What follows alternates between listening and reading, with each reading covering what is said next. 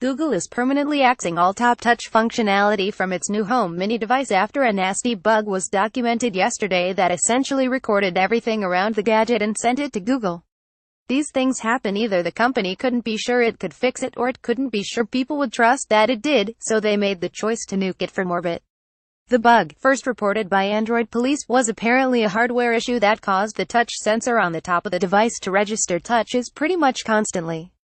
Touching the devices, well, was an alternative to saying "Okay Google," waking the device up to listen to your commands.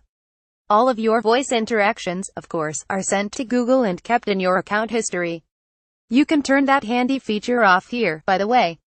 So basically, the device was constantly sending clips of ambient noise and conversation along, eventually producing a nice searchable database of thousands of clips, organized by time and potentially content, if it were to transcribe them. At the time, Google responded promptly to the bug report, and its investigation found an issue impacting a small number of Google Home Minis that could cause the touch mechanism to behave incorrectly.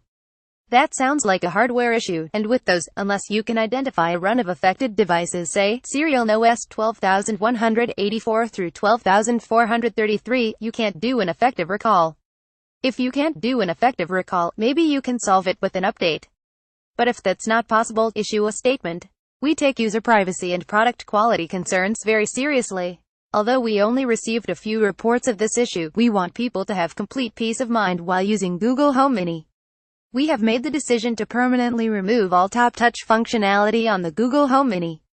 As before, the best way to control and activate Google Home Mini is through voice, by saying "Okay Google" or "Hey Google," which is already how most people engage with our Google Home products. You can still adjust the volume by using the touch control on the side of the device.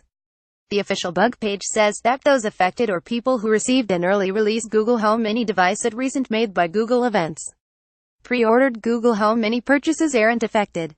It's unclear whether that's because the later Home Mini devices don't have the touch sensor flaw, or if it's just clever wording. Since pre-orders haven't shipped, those people can't have been affected, right? The bug will never have a chance to affect them. I've asked Google for clarification. All top touch related events from the brief period the bug was in the wild October 47 have also been cleared from your activity page, so even if you were unknowingly affected, those clips are all gone now.